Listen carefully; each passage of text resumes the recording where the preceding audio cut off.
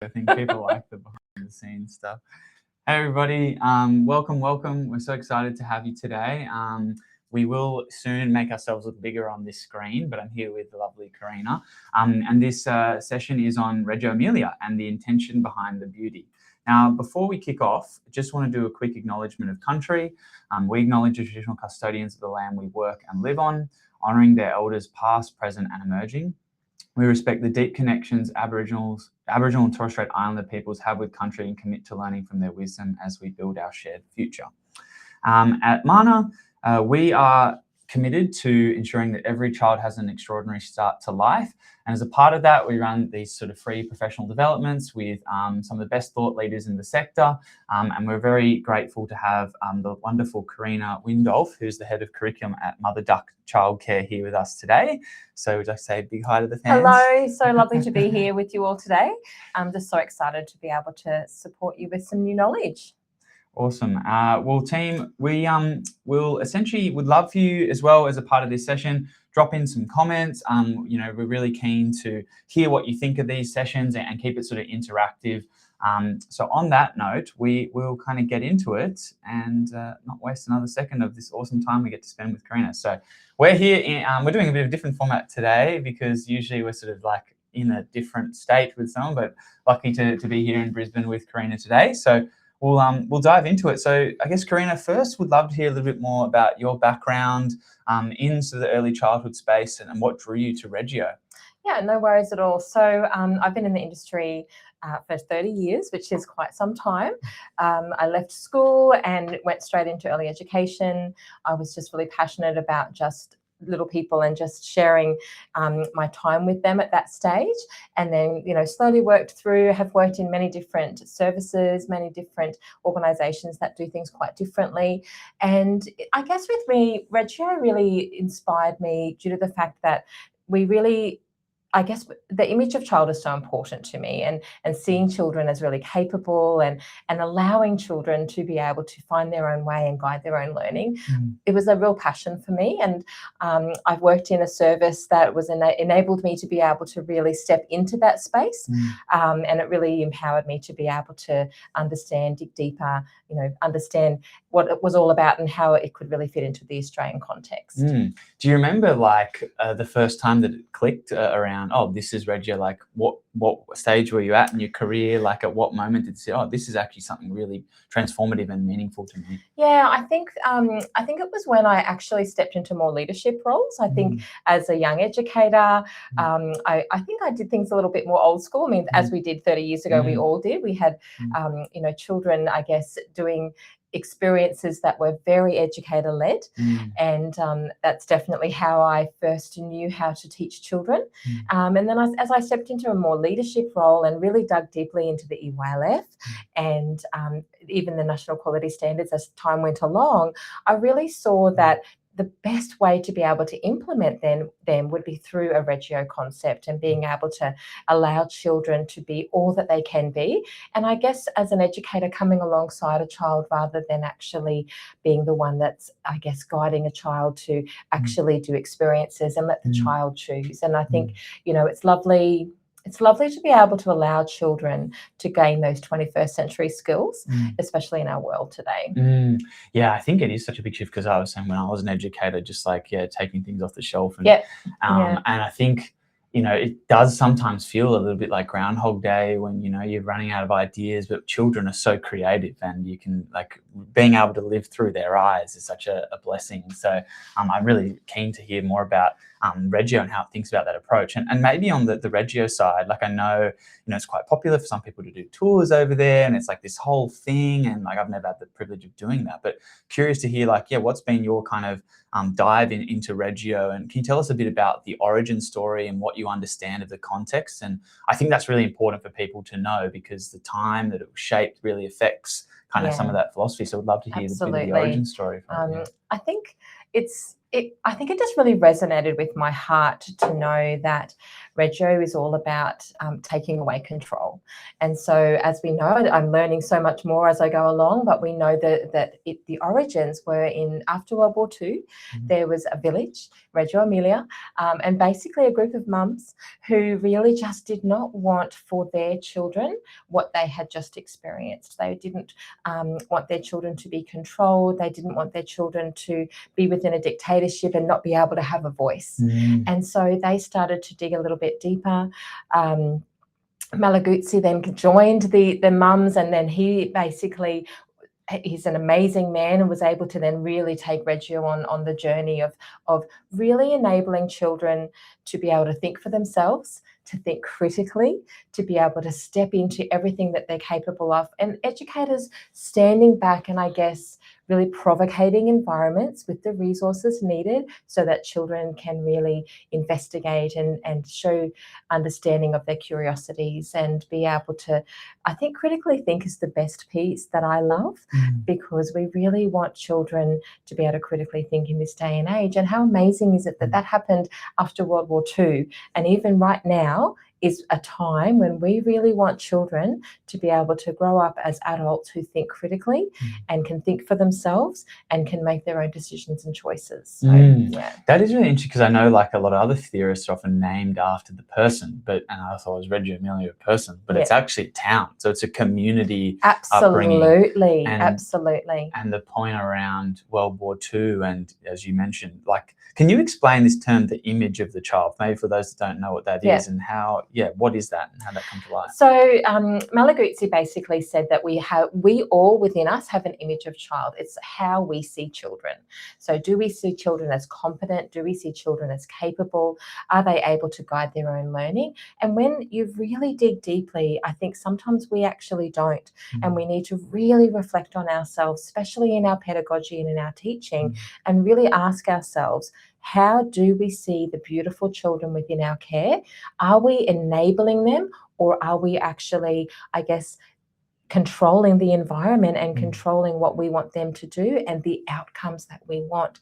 And so basically in Reggio Emilia, the beautiful town, they have set up schools. They go right through from infancy right through to high school, and they've got some really beautiful concepts in regards to educators moving with children as they grow, children being able to guide their own days but dig really deeply into long-term curiosities and projects, I guess we would call them in Australia, and really enabling children to be the ones to be curious, be the ones to investigate, be the ones to have their own theory and ideas and thought processes. And so that's about us seeing a child as capable of that. That's our image of child. So whenever I'm speaking with somebody, I'll say, how do you see children? Do you see them as being needed to be molded by an educator, or do we see them already whole and able to be able to step into that and support who they can become? That is such an important context shift, isn't it? Because it changes the way that you interact, and being an enabler versus dictate. And I think that context of World War II, where they were, dictating and conscripting people and having control, really brought, I guess, a silver lining off the back of that into how do we, what are the problems with this, and how do we change that approach? And I'm really curious to learn just a bit about and spend a bit of time on this Italian context, so that we can then look at how that translates to the Australian context, because I know, like, with Italy, I've had the privilege of got some friends there and stuff, and such a communal feel, and it's very safe, and the neighborhoods are small, and so like, what's an example of how like the pedagogy comes to life in that context? Like, why is it so unique, and what are the benefits? I think you're right, absolutely. There's just such a difference to Australia. So it's a small little town. Community is like so much a part of everyone's world and children's world. And in regards to, for example, at Reggio Emilia, children will be seen from the early education services just walking in the community, visiting shops and visiting locals, and it's just naturally a part of who they are. And the community is also the educator. And so the beautiful thing about that is that educators are there for long term, and it's not necessarily something we always see here in Australia. In the small town and in the small village, everyone knows one another. The children feel a place of belonging. They feel deeply known and safe to be able to step into everything they can. And I think it's such a beautiful concept, and it's definitely able to be used within Australia, but it just needs to look a little bit different because we're not a little village, and it's not always, with our regulations, not always able to take children out just every day into the community, depending on where our services are.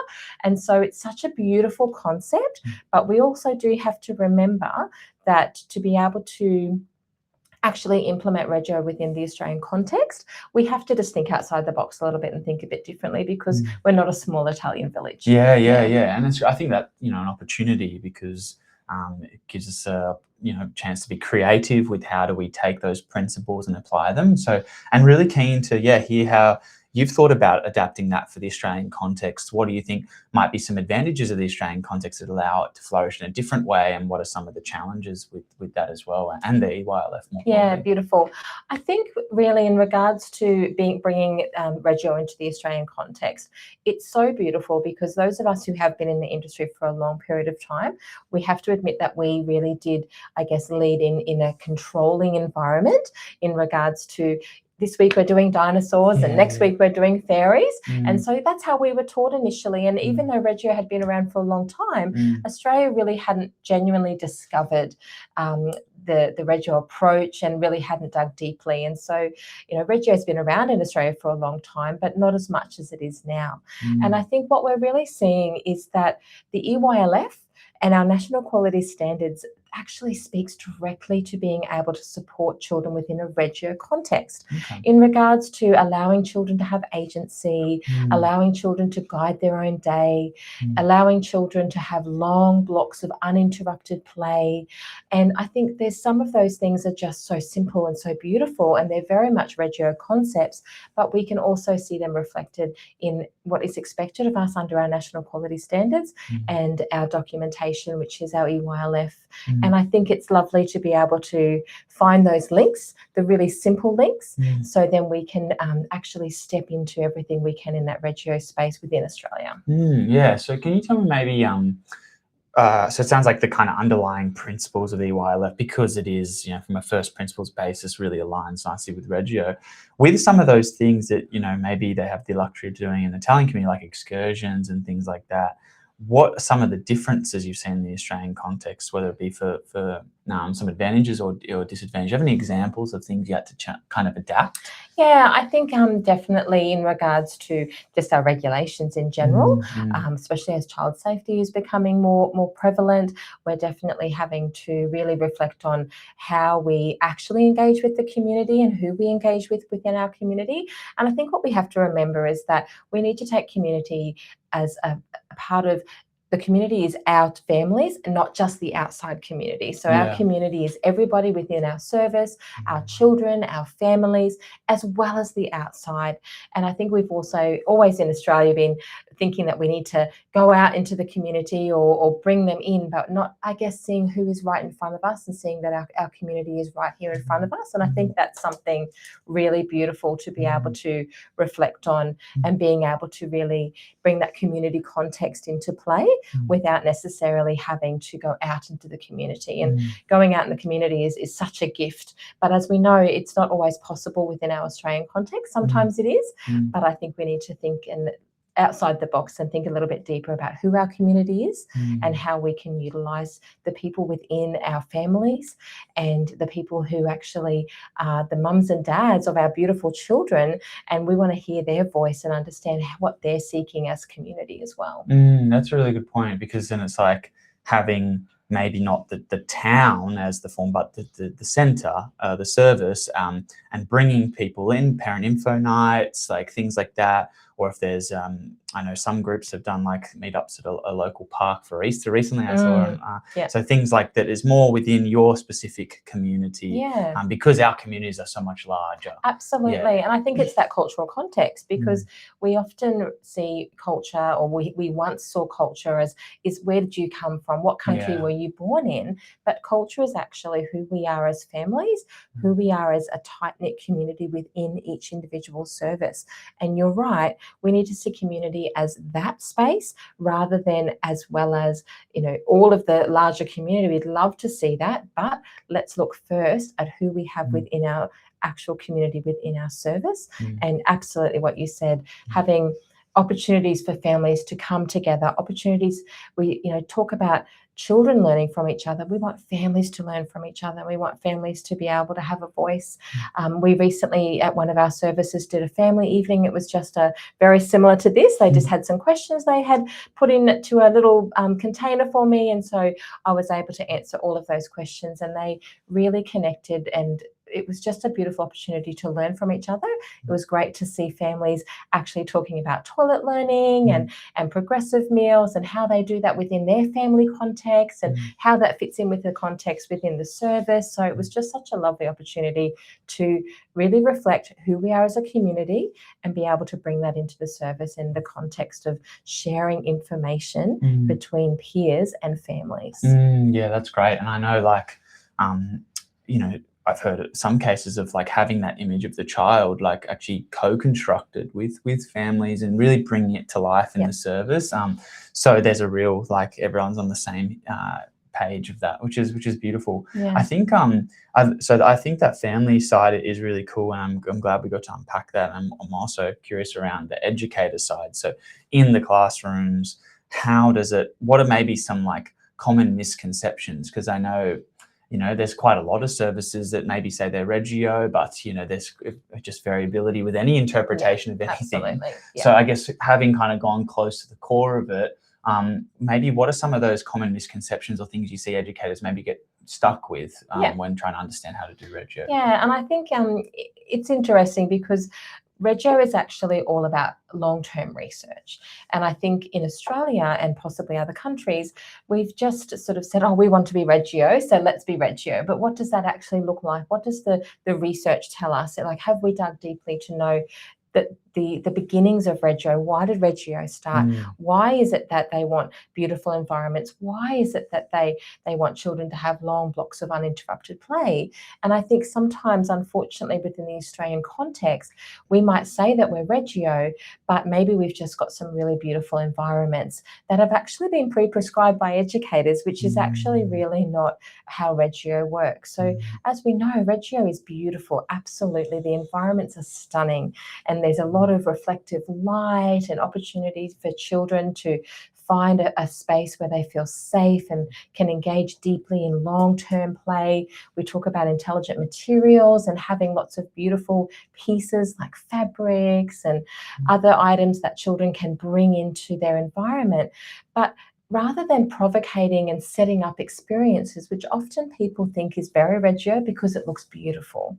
And yes, Reggio environments are beautiful, but they're beautifully created in a way for educators to be able to set up the environment to be that third teacher. So rather than setting up an experience as such, educators set up environments that evoke warmth and curiosity and want children to be able to step into the actual, I guess, project of learning that they're wanting to inquire about. So it's really, I guess, a shift from setting up environments that just look beautiful when you walk in, or setting up environments that are beautiful but evoke curiosity for children. And that's, I think, the big difference within the Australian context that I've seen anyway. That's a really interesting point. And does that beauty come from just the Italians loving beautiful things like Ferrari? Possibly. I think, yes, but I think if you think about it, I think we all love beauty, don't we? And we all love to feel warm and safe and a place of belonging. And it's really interesting because the EYLF, which is our curriculum in Australia, it speaks so much about creating spaces where children feel a place of belonging, where they feel safe, where they feel like they can sit for long periods of time, engage deeply. And so it just aligns so beautifully. And I think you're right. I think Italians do a beautiful job of making things beautiful. Like we recently saw the games, the Olympic Games, and that was the most beautiful opening ceremony I've ever seen. It was just, I cried, and it was so emotional and beautiful. And I think Reggio really reflects that. And yes, I think there's a lot of I guess warmth, emotion, which is really deeply a part of that, because as we know, our emotions play such an incredible part of us being able to feel safe. And if we feel safe, and if we feel a place of belonging within community, within our workplace, within our family, then we can step into everything we can do. And it's just for the same for children. If they feel safe and they feel a sense of belonging, and environments feel warm and cozy and beautiful, then it's going to create opportunities to step into their curiosity, step into their interests, step into long-term research, and be able to actually sit for long periods of time. We don't just talk about long periods of time in a day or a week. We actually speak about it over a long period of time, like months. And so we want children to be engaging deeply in their ideas and their theories and their curiosities long term. I think once upon a time in early education, we talked about the EYLF cycle, and we thought it needed to be completed each week. And we needed to observe children and then assess what we were seeing, and then plan for that, and then plan a tabletop experience that looked really beautiful that we called Reggio because it was so beautiful. But really, Reggio is long-term inquiry, and it enables children to sit in a space and not feel like they have to produce anything or come up with a finished product. They can just be in the beauty and be able to engage long-term and slowly. So we call it slow pedagogy. Okay, that's fascinating. And I'd love to hear, particularly around, often how it can be tricky to balance, you getting all these beautiful materials and getting children to do an activity versus build. How does one build an inquiry? Like, where does that come from? How do you kind of get educators to start to actually understand that process to create a project? Yeah, and so I think what we really focus on in our services anyway is for families and children and educators to come together and watch and listen. And so what are we seeing? What are we hearing? What are we seeing children curious about? And it's not about a subject matter. It might be maybe they're showing interest in bees, for example, and it's not like a pop-up shop of, all of a sudden we're doing bees in the service. It's actually, what are they actually inquiring about? Is it how bees create something? Is it that bees have a community? So rather than just being interested in a bee, as educators and as families, we need to listen to children, we need to watch children, and really dig deeply about what are they actually interested in? What is their actual inquiry? And I think often we see that surface, it might be a subject matter, but if we dig more deeply, they actually might be wanting to engage in community and understand how bees live in community. And so it's all about listening deeply to start with. And again, it's not about listening deeply and then quickly putting out an experience and having a template of bees so that next week everyone can paint their bees and then we see 20 bees on the wall. That's actually very, very structured, and it's not really genuinely aligning with our EYLF or our national quality standards. But interestingly enough, that's really how we've done things for a long time in the Australian context. But I guess Reggio enables us to slow down and really observe children over a long period of time. And so we might observe children for up to a month before we actually start to step in as an educator. We might allow children to explain to us what they need, and we might ask questions that, what are you currently interested in? How can I help you? What can I give you to help you learn more about what you're interested in? But we might take that over a long period of time and really listen deeply and watch carefully before we start what we call provocating environments. So when we provocate an environment, rather than setting up a tabletop experience with bees and all the coloured fabric and all the things that might evoke interest in an actual bee, we might actually just gently place things into environments that enable children to be able to step into their curiosity. So we might put some research books around. We might just provocate with our conversations. So rather than just adding to the environment constantly, we might be really intentional with how we ask things, how we enable children to have peer-to-peer learning. So we want children to be able to help each other if they've got more knowledge. We talk about the more knowledgeable other, and it's not always the educator. The more knowledgeable other might be another child that really has a deep understanding of bees. And so we might ask other children to help and come into the storytelling and have an understanding of how children can investigate their curiosity around the way community works for bees, for example. And so we really want to be able to listen for long periods of time before we act. That's really interesting. So if I was to play that back, so say, for example, you might have noticed that, it's bee season and children are interested in bees.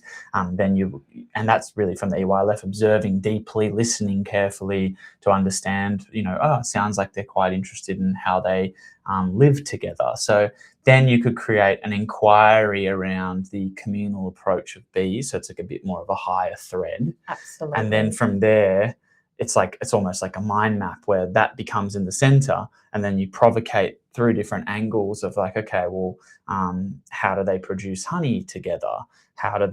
Why is there a queen bee?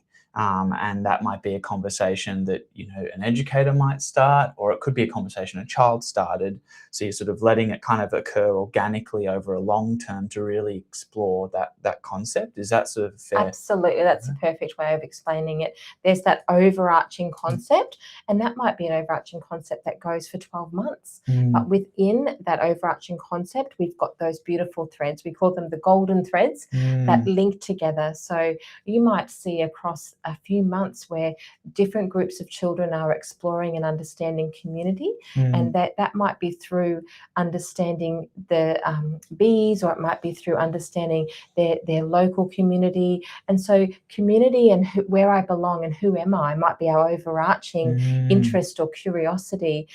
But then underneath that, as you said, that mind mapping of how does each child investigate that? How are we able to support children to dig more deeply and be able to understand more meaningfully? And that's I think the important part. It's not as an educator provocating with what we would like to see happen, but provocating in a way for environments that just enables children to have that little glimpse of, where could I go with this? And then definitely our language as educators is so incredibly important. Those questions, the way we support children to be able to inquire and investigate and dig more deeply themselves, rather than producing a paper mache bee, which might have been something we would have done back in the day. It's like, we're all going to make a big bee and we're going to hang it up in the studio, whereas this is a way of seeing things, like you said, more deeply, overarching. And we talk about the languages. So Malaguzzi talked about that every child has 100 languages. Now, that gets a little bit confusing because sometimes we think, languages, like, is it spoken? Well, it's watching the way children engage. And so there's many different ways children engage. They might engage through dance, through music, through constructing, through art. There's many different ways that children actually investigate their curiosities. And for example, around what we were talking about, community and bees, there might be many different groups of children who are using different languages to investigate their curiosity. There might be some children that would like to use art to investigate.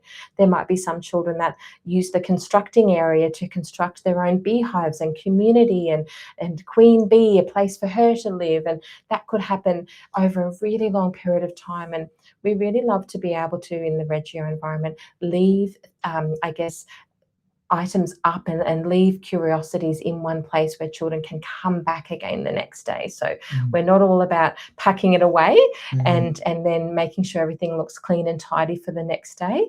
We're all about being really respectful around making sure environments are beautifully cared for and nurtured, and being a part of a community and understanding that we need to support everybody in that community within our studios, but also enabling children to feel really safe to be able to come back to their work the next day or the next month.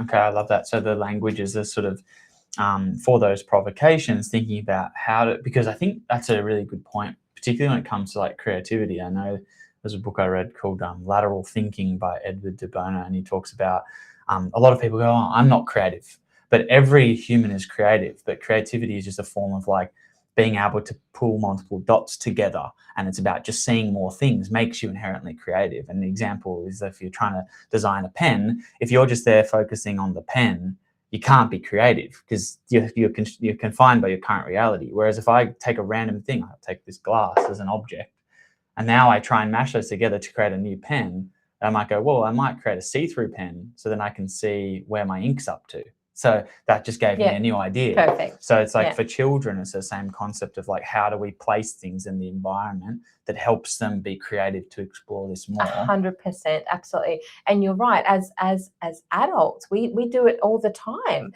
We know how to provocate our environments. We know how to look for items that might stretch our thinking and stretch our curiosity and understanding of things. And correct in regards to we are all creative, but in different ways. And we talked, I know many years ago when I was younger, we would talk about the pizza of everyone, that multiple intelligences, for example. So what are you clever at? What's your interest, and what are you really good at? And that's that curiosity. So it's, you know, not just about academics. It's about are we creative with art? Are we creative with design?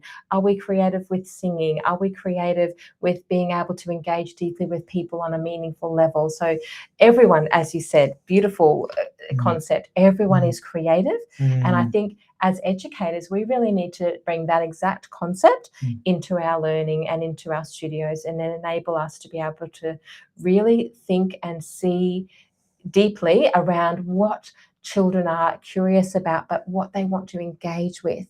So is that constructing? Is that art? And you might not have, there might be a child that has never touched a paintbrush all year, and that's actually okay, because we don't have an expectation of creating something to make and take. We talk about that make and take concept of let's all make something and take it home.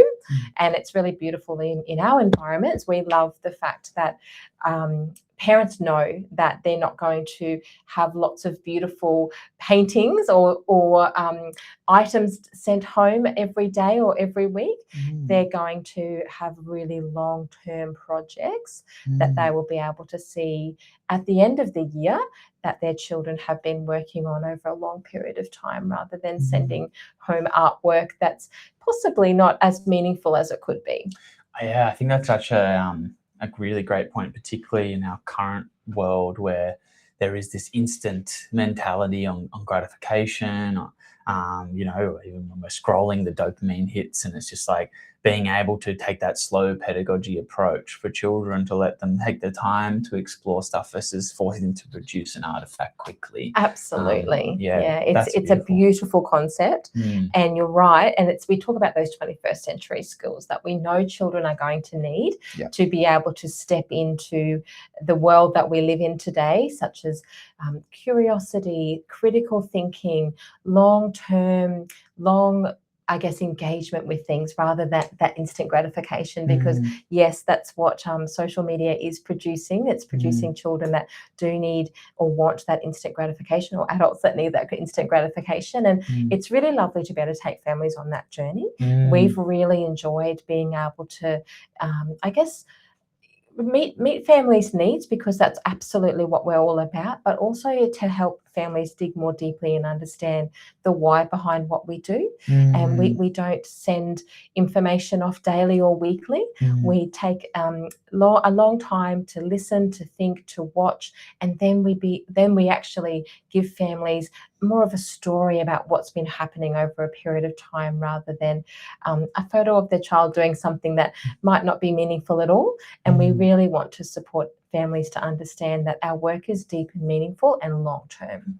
Yeah, I think that's such a sign of being able to communicate the value of early childhood, because it's very easy for, say, low quality services to just everyone to send photos every day, and that's very easy to copy because it doesn't take a high degree of skill.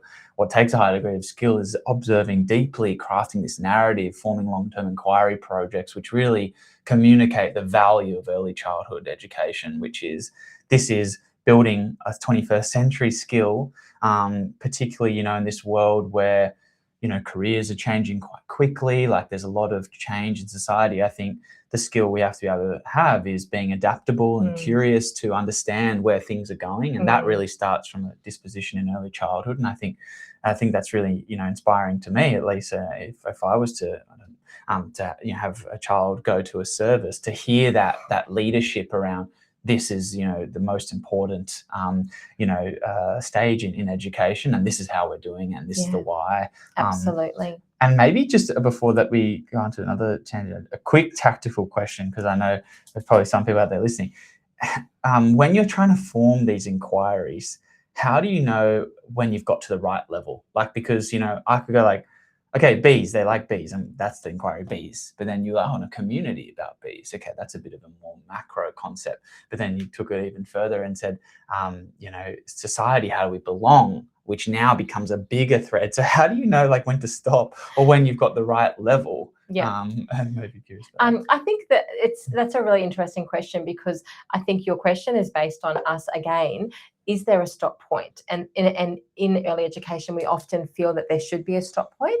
When do we stop inquiring about this? When do we stop reflecting on our curiosities? And I think that's really the tricky part, because there's never a stop point unless children choose.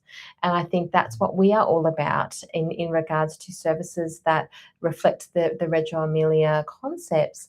It's about allowing the child, with our strong image of child, being able to step into taking the inquiry where they would like to take it. And so as an educator, all we have to do is watch and listen.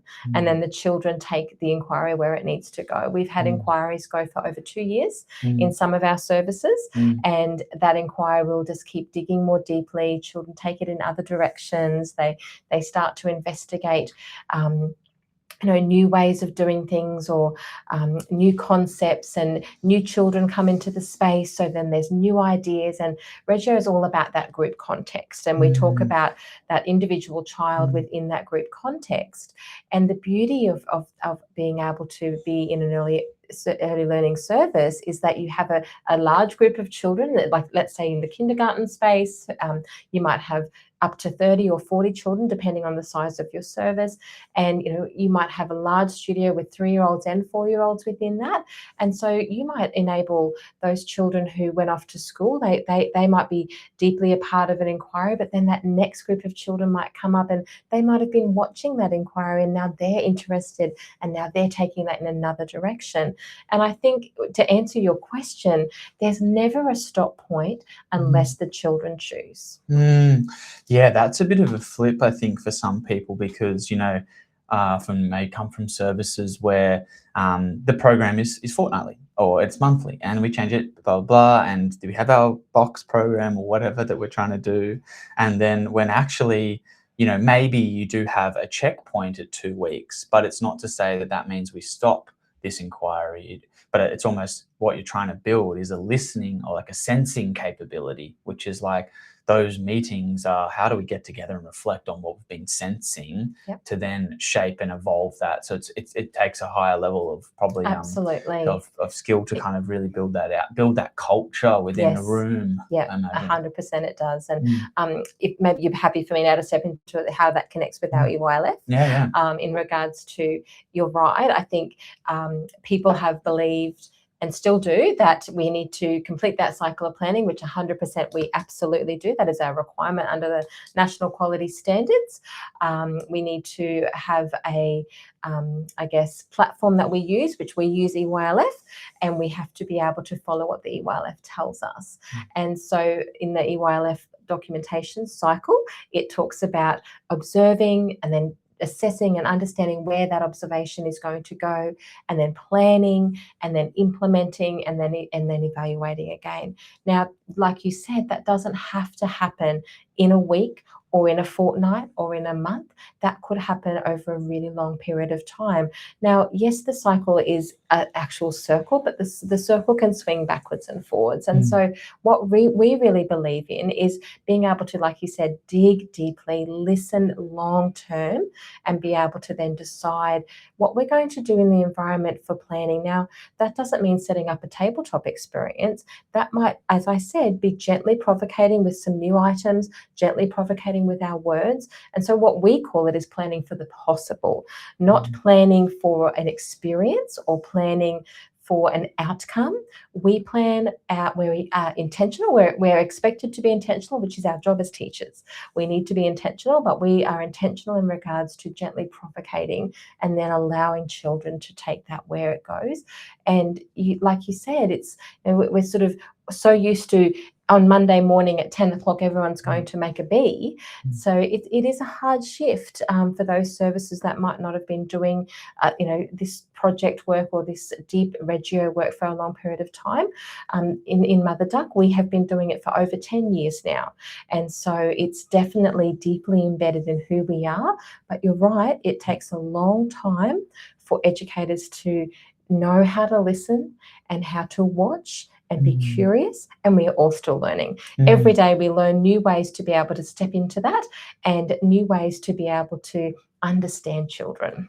Yeah, and I think having that group context as well around, the service or the room, I know you call it studio, like having the team becoming this sensing capability together and not like feeling like, okay, I'm the room leader, I have the burden of now coming up with all this. It's like, you can't, because you don't have eyes and ears everywhere. So you have to rely on that perspective and having a cadence so people can share ideas and then come up and evolve that together.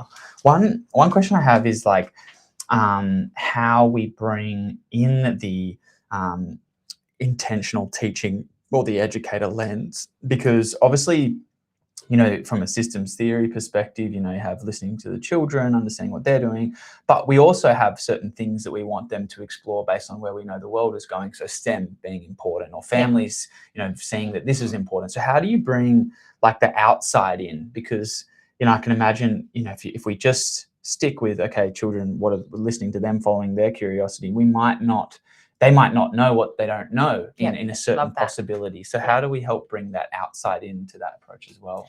So that's an excellent question. And so, and that's, I think, sometimes where we get a little bit confused. Sometimes we feel that the Reggio concept might be, and we'll use the language, a free-for-all, that children can just do what they like, when they want, how they want. But it's so different to that. And it's I guess, that respectful practice, enabling children to understand community and being able to live within that community, within our services first, so then they can understand how they can engage and play deeply within those services. So we want them to understand how it needs to look first and what respectful living within a community looks like. And then, yes, we listen carefully to watch children and see what they would like to do and where they'd like to go. Now, in the process of that, we come with the assess. So we've got the listening or the observing, and then the next step in that EYLF process is assessing. Now, we assess against the EYLF outcomes. Now, that's how we connect, as you said, and enable us to actually have a lens. Our lens is the EYLF, and that lens deeply connects to community, finding children's agency, working together with families, educators, children, and it lists all of the beautiful things that we need to be able to do within our context. Now, the EYLF isn't an actual tick and flick. Yes, the child has achieved that outcome. It's an overarching lens.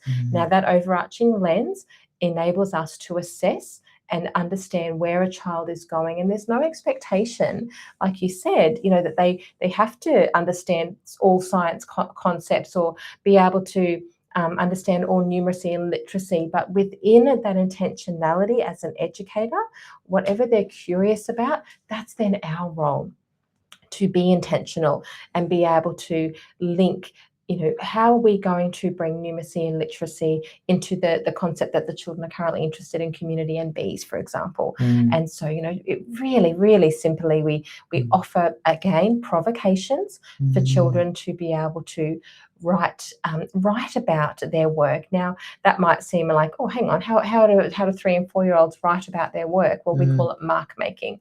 Now, mark making is the beginning of writing, and it enables children to have a voice and be able to make marks that are meaningful to them and can actually show us that they have a voice and they want to write something about what they're interested in or what they're curious about. And so that's the first step of literacy. It's not about tracing our name or tracing letters. It's about making marks, because marks are meaningful. And it's about teaching children that a mark that you make is meaningful, and then it can become a story about what you're currently curious about. That's just a good example of ensuring that we're incorporating, I guess, all of that learning, and I guess creating a child that's ready to step into formal learning while a child is in the early education sector. Okay, so to play that back, so you've got like you're listening, and that's something you're building as a capability amongst educators. But then it comes to the assessment part, which is where we sort of bring that outside in. Okay, what do we need to steer them towards, as we know is important for child development? And the outcomes, are quite, broad. So, there's a lot of angles to kind of contribute to that stuff too. And then looking at sort of offering provocations for things like, because if a child maybe doesn't understand about numeracy, we can offer that provocation for them to explore that curiosity within that context. So that's kind of how we sort of guide a little bit in the learning. And I like this point on mark making, because I think what often I sometimes think can be a misconception of Reggio, and I know we said that the free-for-all comment before, but compared to say like a Montessori, which is very structured around concrete to abstract, and some people thinking, well, where's the scaffolding within Reggio? So are there certain things like mark making, and what are some of the other things that Reggio help us understand around scaffolding that learning? I think it's that zone of proximal development. It's that how as educators are we enabling children to step into that next understanding or that next concept or that next skill. And so again, that environment as the third teacher is such a huge part of it. Are we giving children opportunities to be able to mark make, to be able to sort, to be able to count, to be able to color code, to be able to use reflective light, to be able to see all the colors and understand what they mean, and how the concept of light enables color to be seen. And so they're just such beautiful concepts, but it's not about sitting down and teaching a child about light and reflection. It's about, does our environment enable a child to investigate light and reflection? And then those beautiful conversations, there's such intentionality with those conversations around how are we then supporting children to be curious and to be able to step into a deeper understanding of their curiosity. And for example, in Reggio services, light and reflection is such a huge part, because yes, it brings beauty, and we talked about that earlier.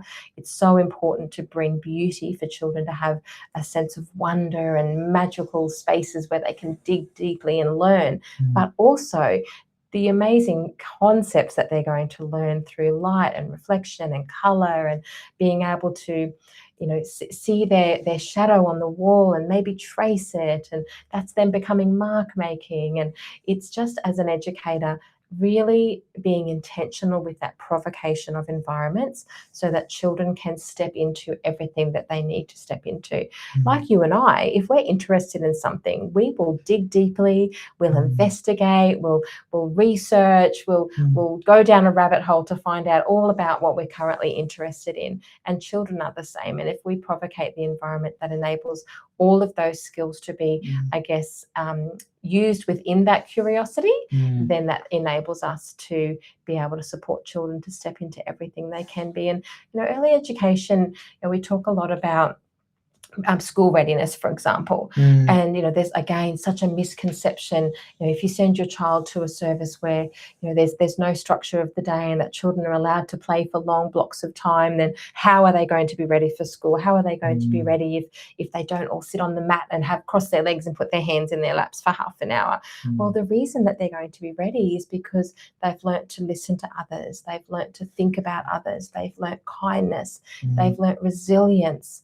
They've been able to use all of those beautiful 21st century skills within their group context, which means once they get to school, when that more structured learning is offered, then they have the capacity to learn. So in early education, it's not our job to be structured teachers and teach things that school teaches.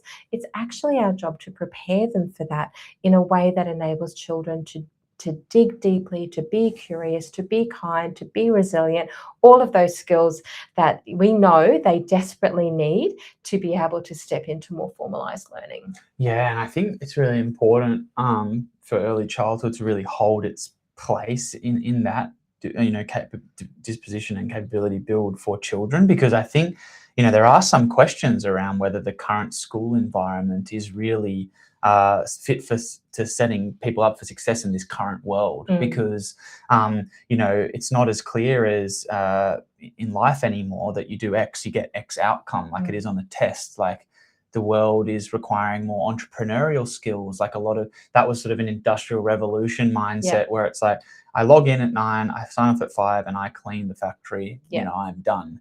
Whereas now, in the advent of an AI era where, some of these more mundane tasks like data entry they're not a human skill. Correct. So then the human skill becomes creativity, entrepreneurship. And there's a big question around the school setting, whether or not that's actually fit for purpose for this future world. And I think early childhood is really showing where that starts and how to do that well. I guess the question, though, which you do talk about structure and behavior management. I know there's more participation rates in early childhood, and some children that maybe have more needs in that space. How, in a Reggio environment where it is such more group focused and people are exploring in different things, like, how do you actually manage that room to allow people to have that focus time? I can kind of see a world where if you're not careful, it could go too wild. Yeah, that's a great question. I think again, in regards to managing behaviours, I think I'll speak to that no one is needing to manage anyone's behaviour. What we are needing to do is support children to understand their own behaviours and understand what is their body telling them, what are the cues that their body is needing, and rather than waiting until there is behaviour, or actually it's just communication, because children, they're not behaving in a bad manner. They are actually just communicating with us, and they're just wanting to tell us what they need, or they don't really know what they need, so they might have a behaviour that looks like it's not appropriate socially, for example.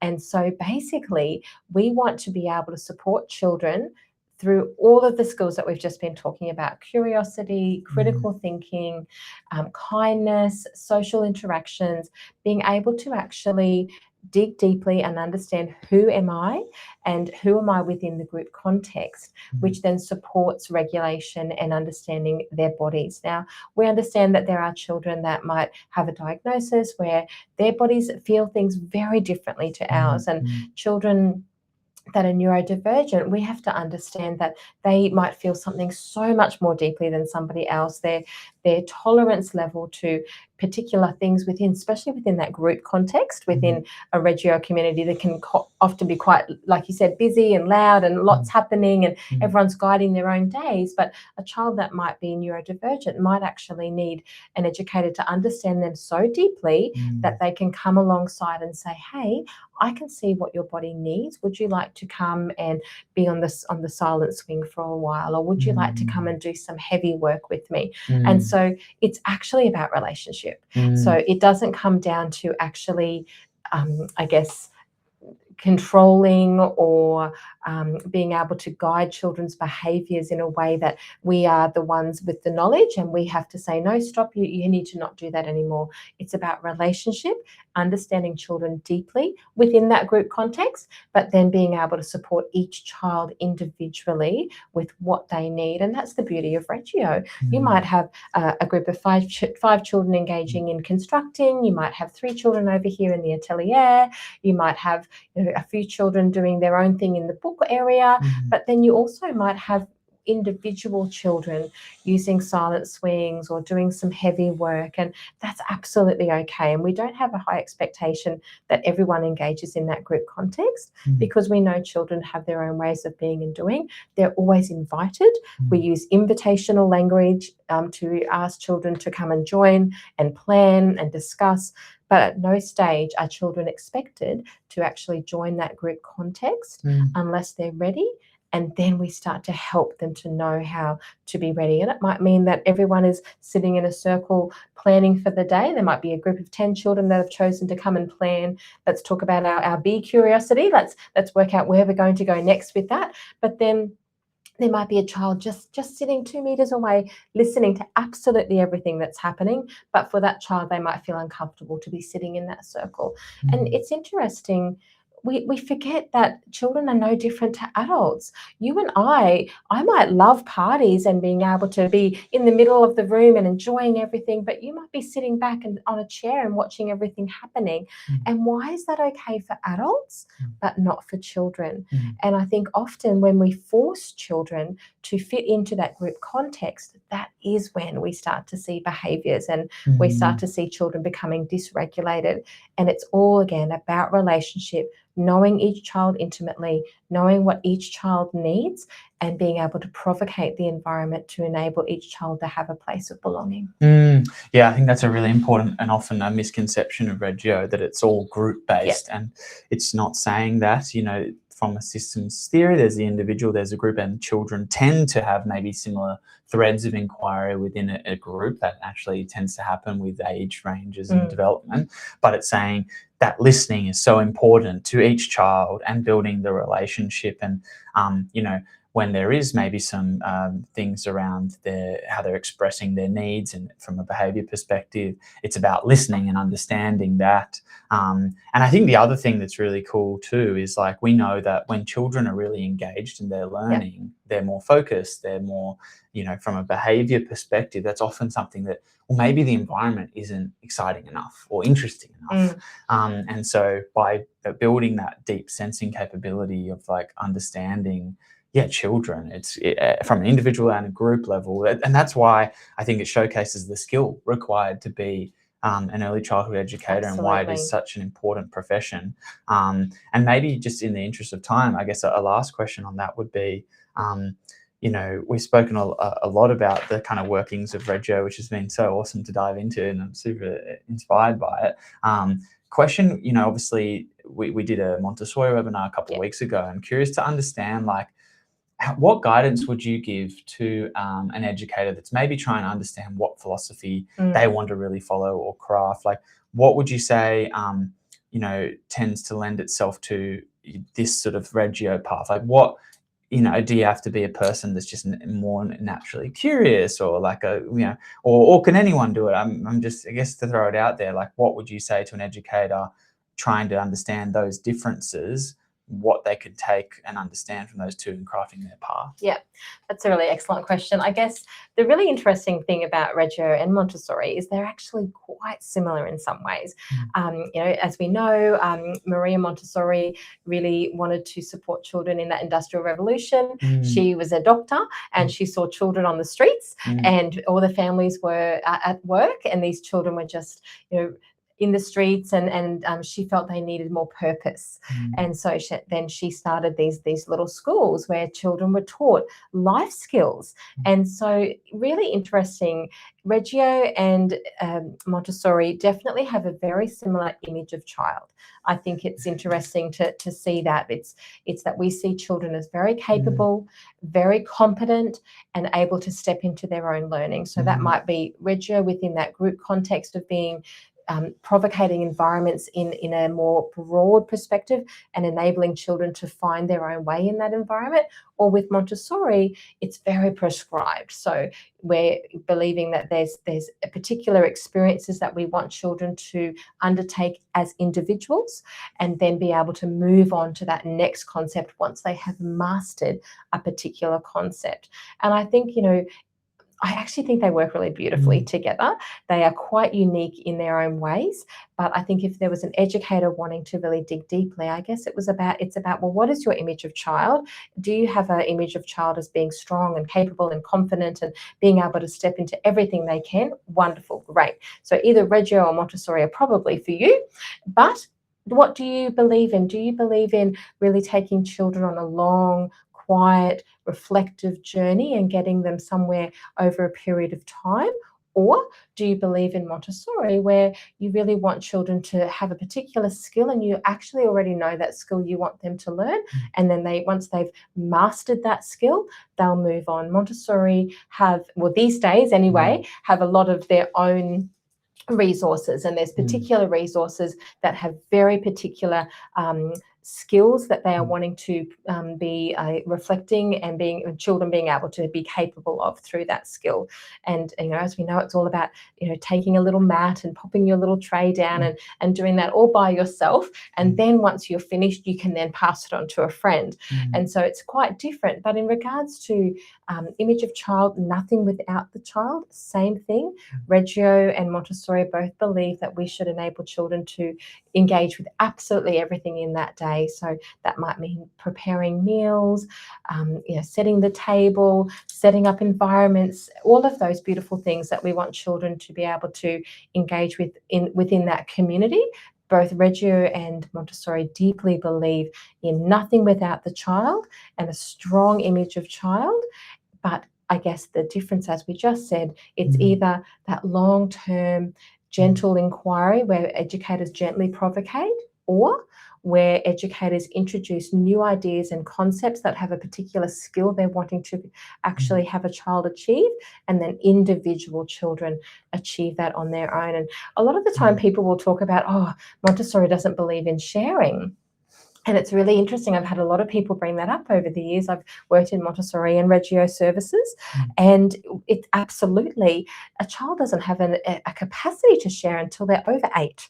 And so the idea of sharing is caring, or all of those things that we hear in the early education sector, we don't believe it either with Reggio. So what we believe is that children should be able to complete the work that they're doing.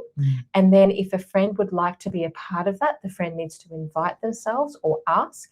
And then the child that's actually engaging in that experience has the opportunity to say, actually, I'm not done yet. And then the educator might say, I'll let you know when they're finished and you can come back and join in.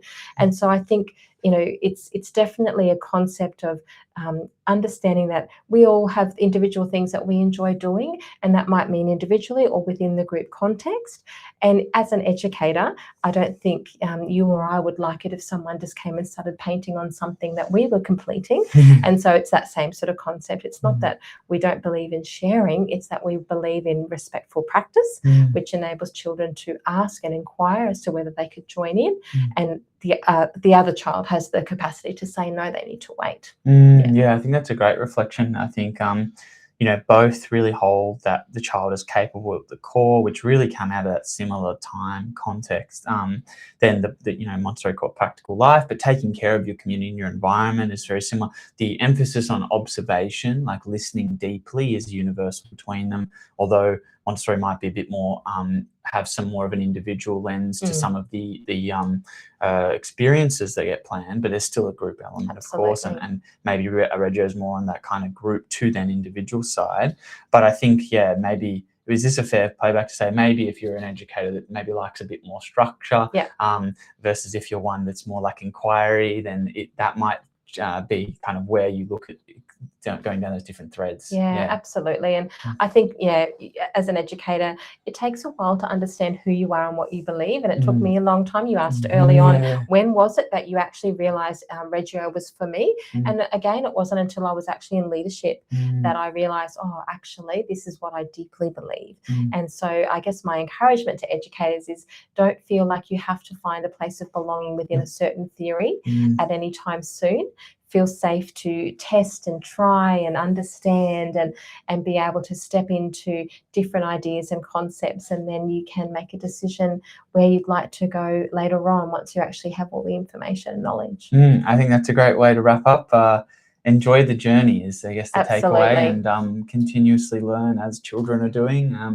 I think thank you so much, Karina, for your time. Hopefully so much to take out of that. I've taken furious notes to try and keep up with the conversation. So big thank you for everyone for joining on behalf of us both. Please, feel free to drop us a note on what you thought of the session. We're always keen to kind of take feedback and make sure these are more meaningful. And we'd love to, we're committed to doing more of these in the future and put more of this great knowledge that's out there. So big thanks again to Karina for her wisdom and sharing that with us today. Lovely. Thank you so much. And thank you, Hayden, for having me. And it was a really enjoyable experience. Thank you. Awesome. Thanks, team.